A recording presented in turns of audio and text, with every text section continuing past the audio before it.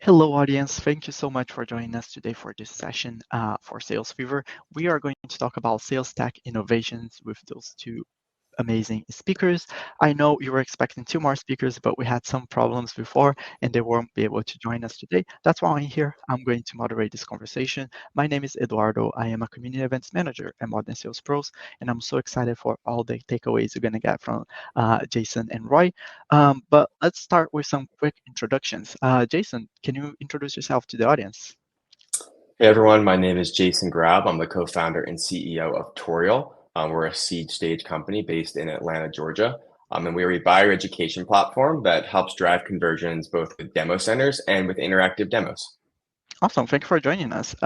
Roy, can you introduce yourself for the audience? Yeah, hi everyone. Roy Salomon, co-founder and CEO at SalesRoom. We are an AI-powered video conferencing platform built specifically for sellers, buyers interaction, using AI in real time to serve as some sort of a GPS for sellers and help them achieve their meeting goals as much as possible. Awesome. So we have two very different companies in here, very different experiences for our founders, and I'm so excited to dig a little bit into a little bit on your experience. So let's start with forecasting. Like the sales, the tech sales, it's evolving real fast, especially with AI now. Roy, I think you'll be able to tell us a little bit more about AI. But let's talk about forecasting the future, like how upcoming technologies might reshape sales interactions and strategies. So Jason, how does Turiel leverage new innovations to enrich the sales processes and interactions? Yeah, so we're definitely leveraging lots of different technology in terms of like how do we track our opportunities, how do we track different conversations, what's really strong indicators of buyer intent. I know we're using Gong, which I think is one of the main ways that we're bringing those intent signals and understanding how those are really going to engage with our funnel. So I would say really understanding those conversations, and then really even at the top of the funnel, how do you think about the ways people are interacting with your different content on your website, which is obviously where Toriel really plays as a business too? And how do you drive that to sales teams to understand which are the best opportunities based off of which are ones are driving the highest level of engagement? That's good. So it's uh, pretty much looking at data and trying to find like that personalization, right? I think we've been hearing a lot in other panels that personalization is very important. So looking at how tech can help with this data collection for you to be very specific on your outreach is very good. And also training, it's a very important part of it. What about you, Roy? What pioneering technology is SalesRoom investing in or developing to navigate the future sales challenges? Yeah, I think you touched two important aspects of it. One is automation. So especially around front of the funnel, how much of the touch point can you automate while keeping the conversation human, personal, genuine with your prospects, with your customers, and finding the right balance there, I think, is the main challenge nowadays. I think we're seeing a lot of investment into SDRing, especially in the last 6 months, where the market is not what it used to be, let's say, and all of us are dealing with less leads, less opportunities, and we're trying to automate everything and kind of do more volume, more meetings, more emails, more messages. In reality, buyers doesn't really play along with it for Mhm. obvious reasons. We don't want to get hundreds and hundreds of emails that feel and look exactly the same. So the other side of automation is personalization, as you call it, and this is where we invest a lot of time, and a lot of it is data. So finding the right signals, or almost betting on the right signals that speaks into need or pain or intent, and based on those signals, trying to build sequences that can come across as smart, innovative, educative, and be top of mind. So that's where we invest a lot of kind of time and energy. And the second area is around content. No, I'm a HubSpot believer, both from a tech stack perspective, but also from um, awareness and inbound and kind of focus on content. So having even with ChatGPT or equivalent, it doesn't mean that creating content is now easy and two, Mhm. three prompts and you have your content strategy for the month. Again, it doesn't really work like that if you want true engagement. So investing in smart content people, having editorial discussions once a month and decide where we want to focus our energy this month and what the stories that is unique to us, which data points we have that no one else have, Mhm. and tell a story. And out of that content, we try to create campaigns that leads into the right conversation, that qualify leads. Like if someone raised their hand and say, "Yeah, I'm really interested in top five mistakes sellers do during a discovery call," that means they might have a pain point related to that, and is a good lead, at least on paper, for us to have a conversation with. Awesome. I think you touch in a very good point in here. Like at the same time, we are all doing more with less, right? And at the same time that our outreach for sales needs to be very specific, we also don't have time to be personalizing every single aspect of it. And AI comes in this environment for tech sales to help us. I heard in a different panel here in the summit to help us. Not be creators, but to help us being just editors of the content. So the AI will automate everything for you, but it doesn't mean that you can just copy and paste everything, right? You need to read and like edit that content. So it's very good that you touch in this strike this balance between what is personalized but also what is automated, because we want to be sold in a personal way, but we don't want to sell. We don't want to spend a lot of time personalizing everything. Um, Yeah. uh, Anything else to add? I would just add, if you have the opportunity, like there is another dimension into that discussion, and that's PLG motions.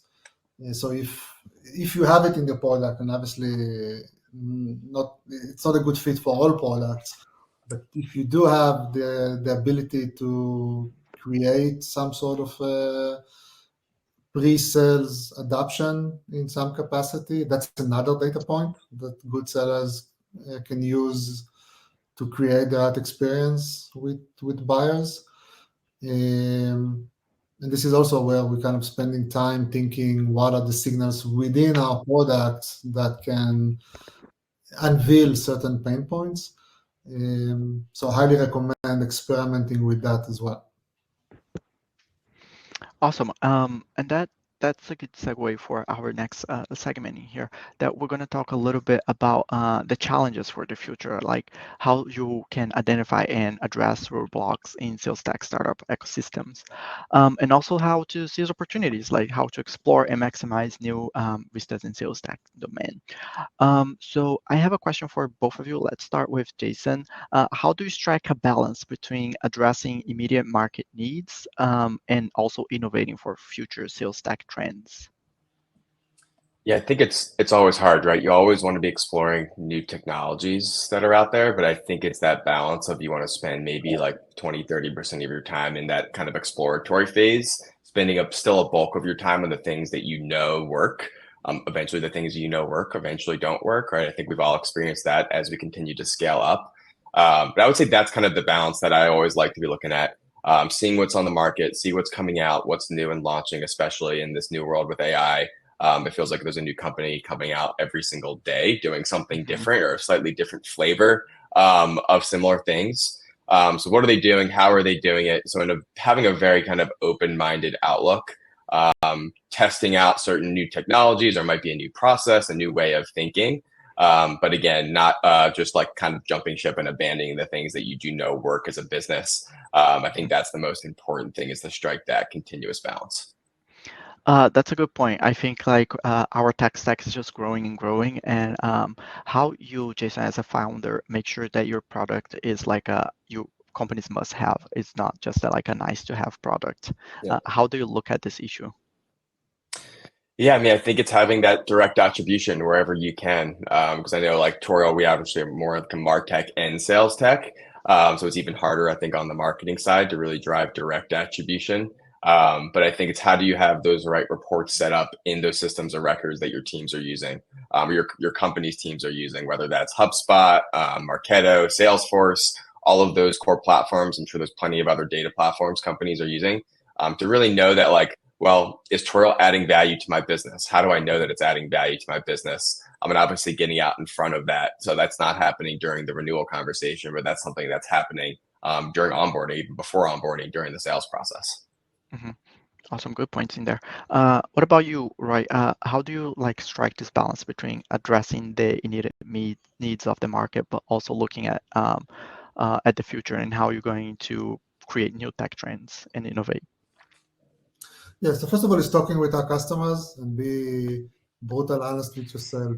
Who is your ICP? For example, Hmm. for us, the main persona are sales leaders, VP of sales, CROs, but there are other personas in the discussion, sales enablement Hmm. managers, and sometimes marketing managers, or the CMO, um, or sales enablement from a coaching perspective, or sales ops perspective. Those are two roles sometimes. Um, and you have to be, again, honest with yourself. How do you prioritize based on the persona that you are going after? I think as a small organization, it's very hard to try to go after two main personas, Hmm.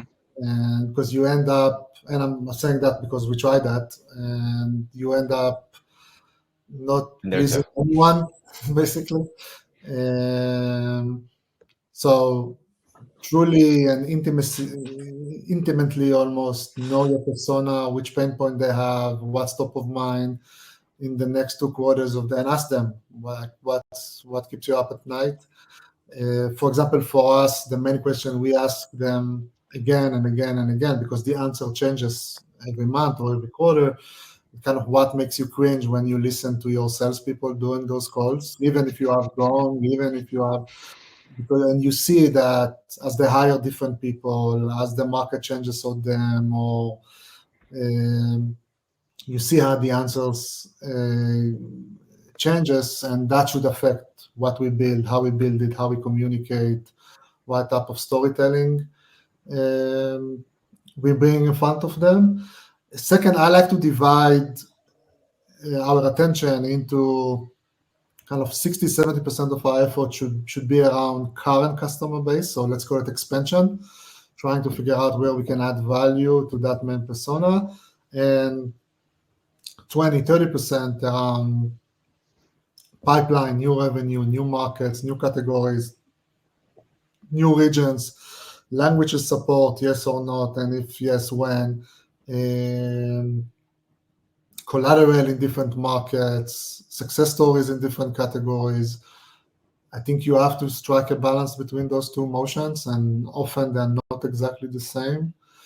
And you need to, again, make some bets, be bold with those bets, and be willing to lose. Like we tried specific markets that we ended up not winning because they were Hmm. conservative for now or don't have the pain point for now. Um, I think what we see at the moment is a significant consolidation in the sales stack, and forces like Salesforce and HubSpot and other CRMs, and the sales engagement category,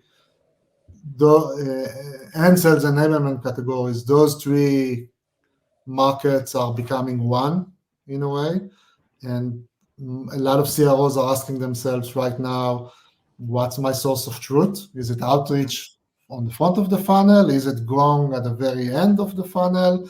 The answer is probably none. Like both of them are not really a source of truth. So let's go back to this the CRM, but the CRM is lacking unless you invest a lot of energy and data and hygiene and education that you mentioned with the sales team themselves.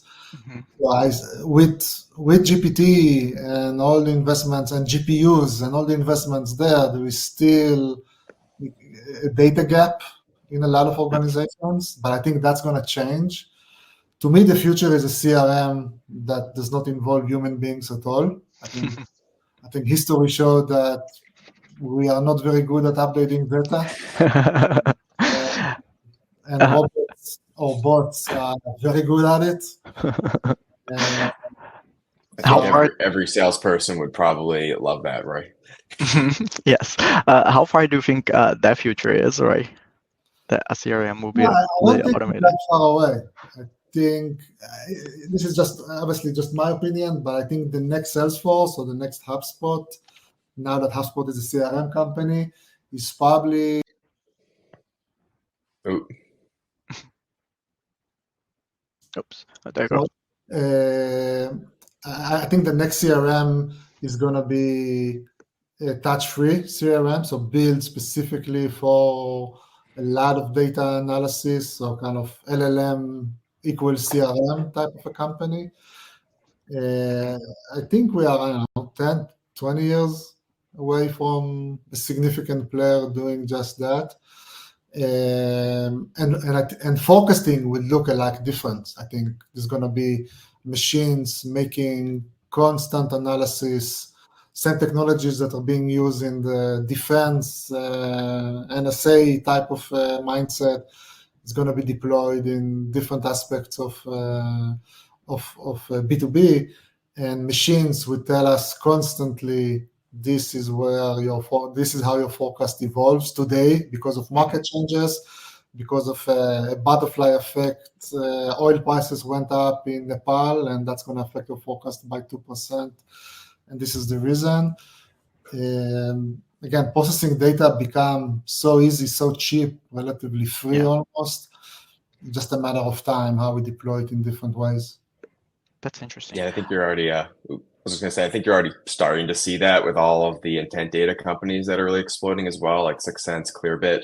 I think they're already smarter than us in many ways, right? And being able to look at our funnel and saying these are the intent signals that we know are really going to be driving towards more likely a positive outcome.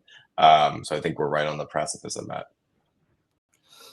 Yeah, one example I can share from our roadmap is, so a lot of those data enrichment platforms are looking at objects like companies, right? Like, Tutorial hired 2 people today in go-to-market. What is the signal? Or Tutorial just announced a partnership with Salesforce. Be aware of it, or assign a new CRO. So very company-oriented. What we are looking for is taking in real time, taking meeting information, so the transcript, and trying to drive from it personal information. So stuff about Jason, not Jason the CEO, just Jason. Jason is in Georgia, because he just said that. Jason has a child. Jason is bothered by something. Jason went to this college because he mentioned that during a meeting, and that college just won a championship of something. I know nothing about football, so don't quote me on that. Or baseball, or a partner, or any personal event that as a seller, I need to know to build personal relationship, because still buyers buy from human sellers. That might change as well at some point. But as long as it happens with people, I need to build rapport with Jason, and the fact that we jump on a call, on a second touch point call, and say, hey, Jason, congrats on winning the something in football or in or whatever. Now Jason feels like I care, I'm prepared, he's top of mind, and I build a bridge that perhaps increase the likelihood of closing a deal by 2%. Yeah. I think you're touching something very interesting. This is like this connection with the customer, right? Not only new prospects, but also your current customers, and how learning what their needs are and their pain points can generate like innovation on your own product. Jason, for future founders and the founders that are out there listening to us, how do you think this relationship with customers and like trying to really listen to their pain points and see what the market needs, how do you feel like this changes the posture of a founder for future companies? Yeah, I mean, I think obviously listening to your customers is rule number one in any software company, really any company out there, right?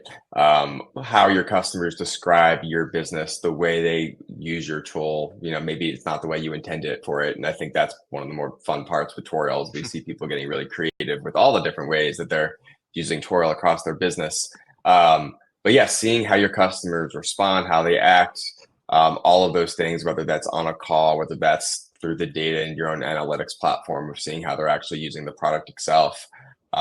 That's obviously very core and fundamental to your future product roadmap, your future marketing and sales positioning. And there's plenty of times where I'll hear a customer say something, I'm on a call and I'm like, clip that, because that is really the perfect way to describe tutorial. It's not all of the creative messaging that we can come up with internally.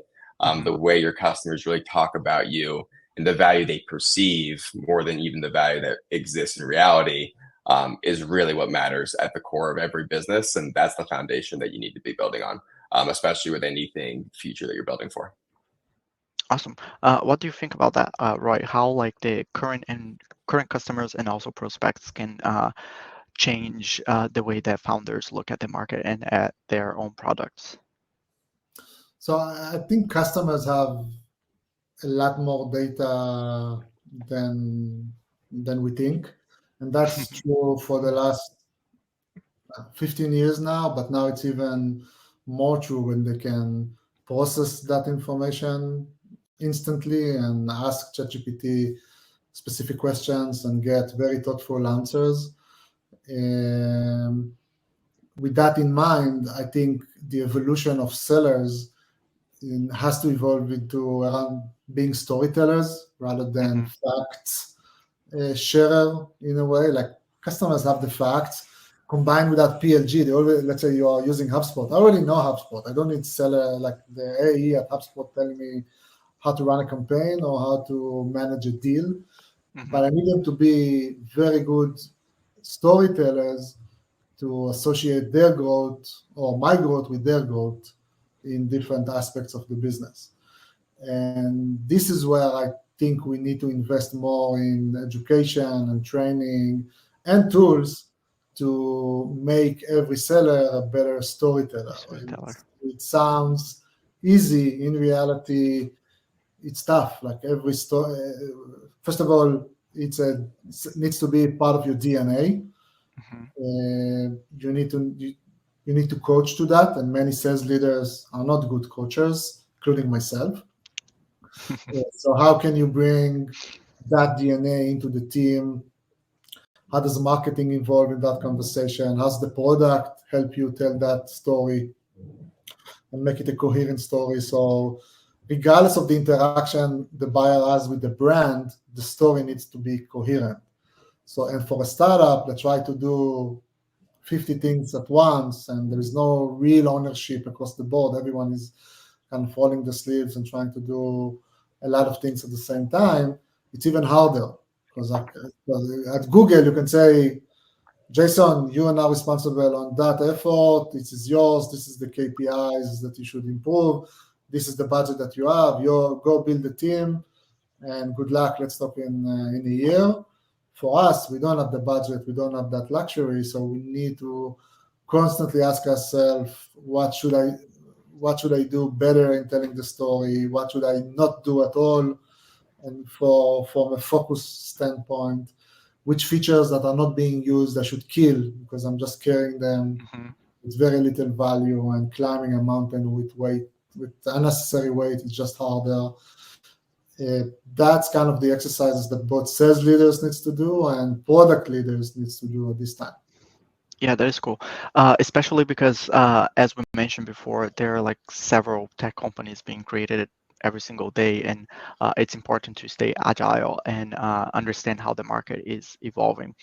So talking a little bit about that, let's see how you guys see how founders can beat the curve in like what are strategies and approaches to stay relevant and pioneering in this market that is always evolving, and there are so many tech companies out there, and most of them are really, really similar. So Jason, in your experience, how vital is organizational agility in adopting and implementing new sales technologies? Yeah, I mean, I think obviously it's vital, right? Being able to move quickly, and obviously we have the benefit of we are a smaller team, so it's relatively easy for us to make a change when we do need to with a relatively small team. Um, but I think as you get larger, it gets more challenging. There's a lot of change management that goes into whether it is training, enablement. Obviously, if you're introducing a new technology, you have to really kind of rethink how that impacts the entire team, their processes, how they're looking and evaluating their own job performance as well.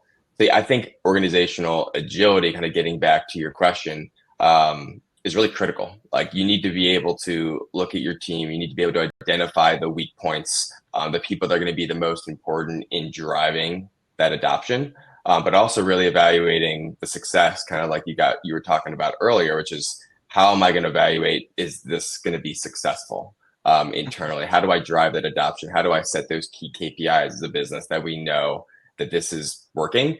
And if not, sometimes you do have to pull the plug, right? You make investments that don't work out, and that's okay. It's also adapting quickly when that does happen. Yeah, I think adapting is the word for the future, right? Because the market is changing so fast. What about you, Roy? What advice would you offer to sales teams struggling to keep up with the rapid tech advancements in this sector?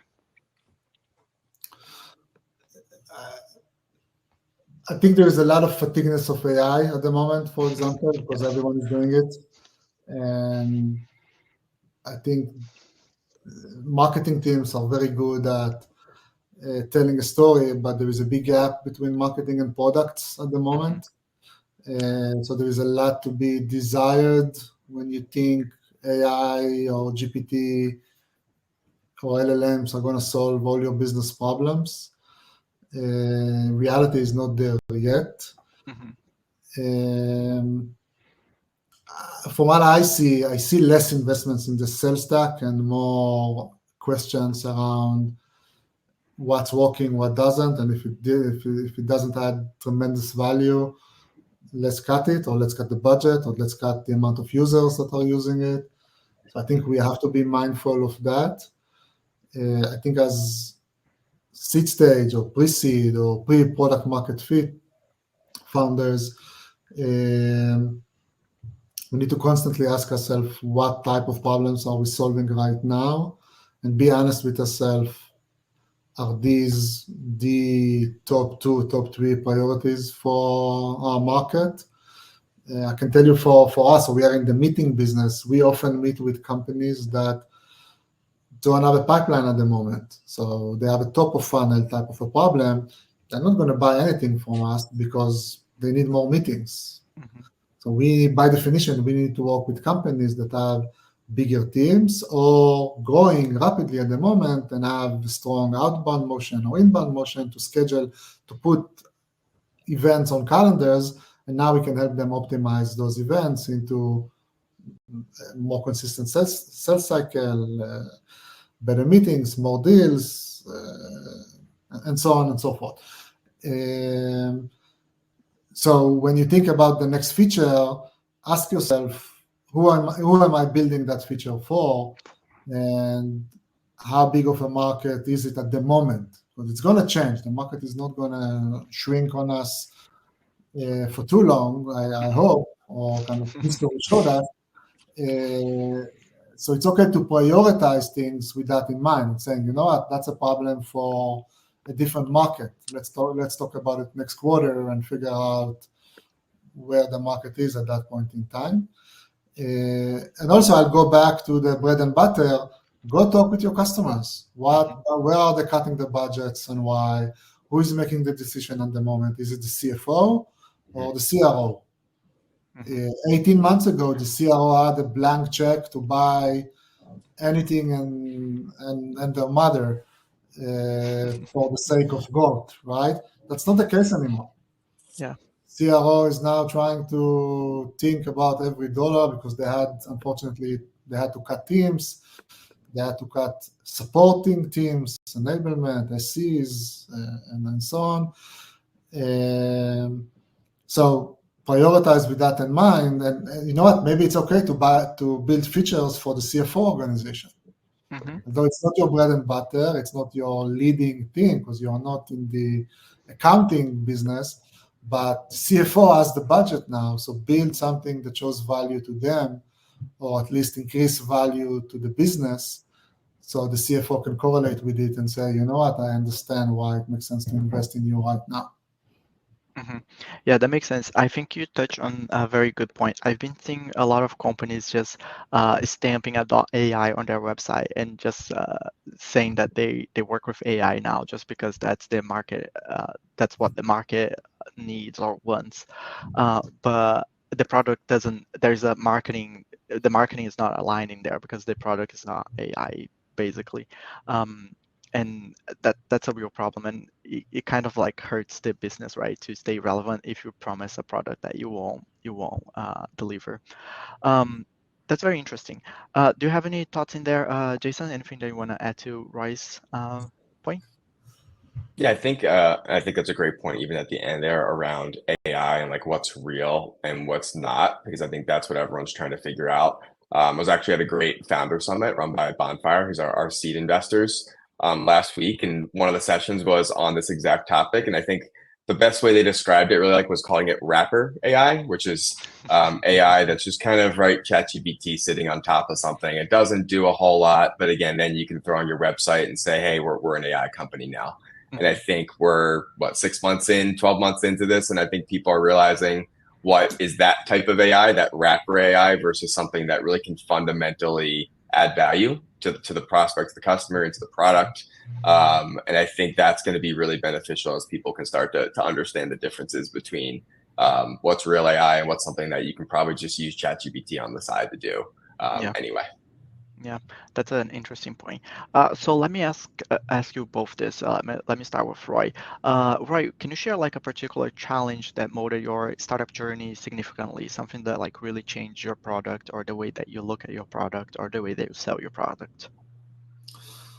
So for us, I think the trend that started the company was more the aggressive shift into virtual selling and the need to have a true skill set of selling and building trust and rapport over screens.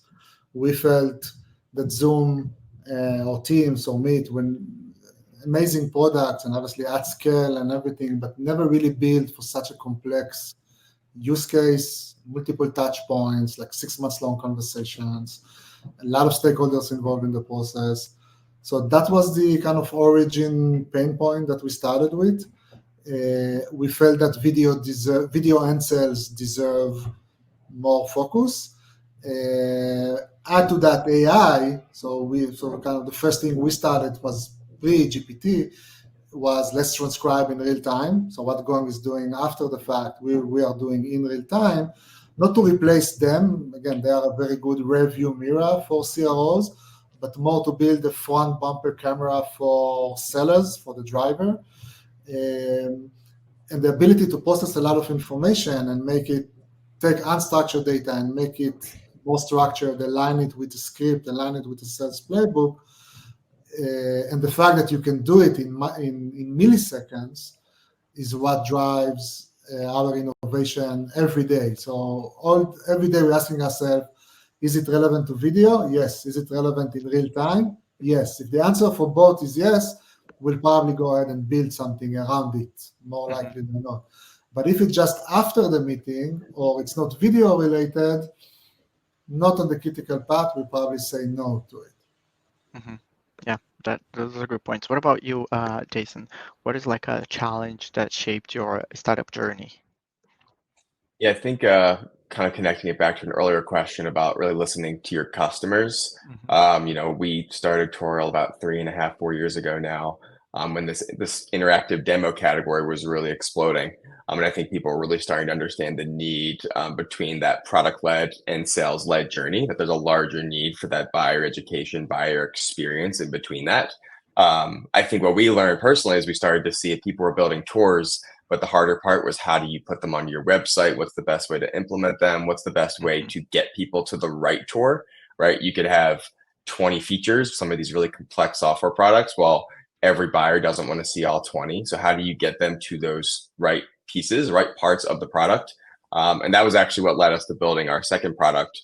We launched it last week, actually, called Demo Centers, which allows you to do that, right? So I think it was all about listening to the customer in a way that allows you to really build a meaningful experience and solving more of the problems that, whether they say that they're experiencing them or not, this was something that we really saw our customers actually doing it themselves. And we kind of took that next step, had those conversations to solve more of those pain points.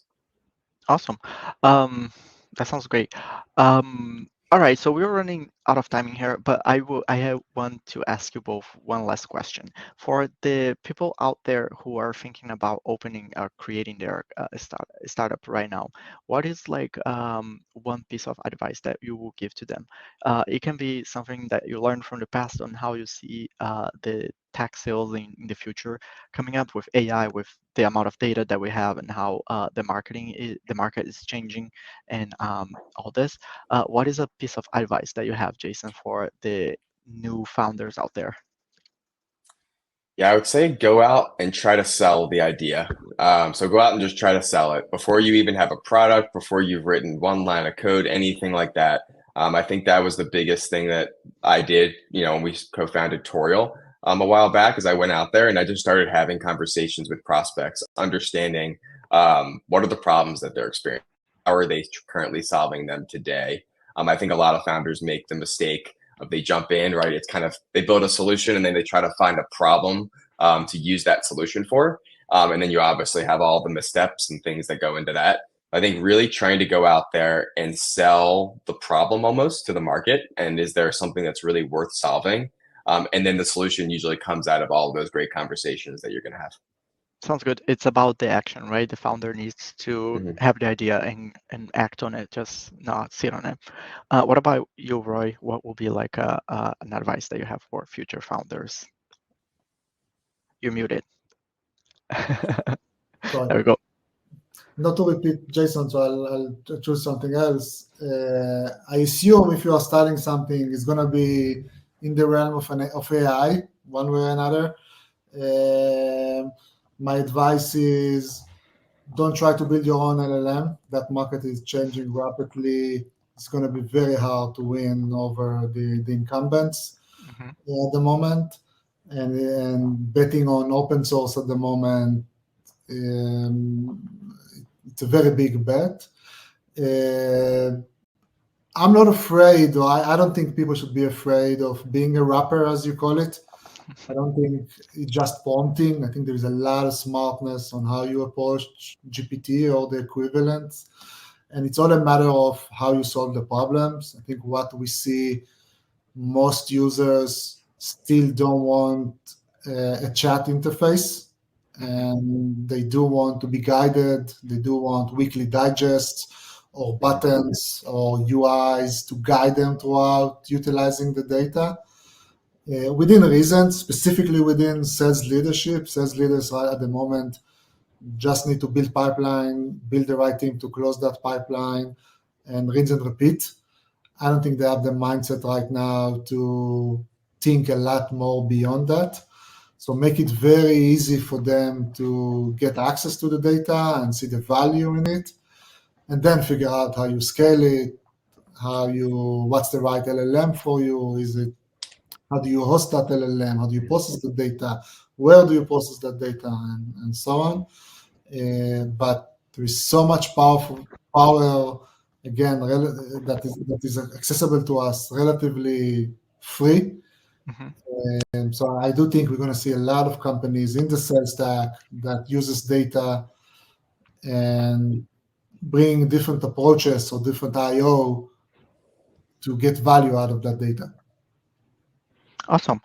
So it sounds like data is the future, and also like you need to look at the data and take the action with the idea that you have. Audience, thank you so much for joining us today. We're running out of time. Thank you so much, Roy and Jason, for all the knowledge that you dropped on us today. We have more sessions coming up, so stick around for more Sales Fever. And while the speakers and I hang out backstage, the team at Modern Sales Pros will make sure that you have a great experience in the rest of this summit. Thank you so much, speakers. I will see you, audience, in the next session. But the speakers and I will hang out backstage right now. Thank you so much. Thank you. Thanks, everyone. Bye bye.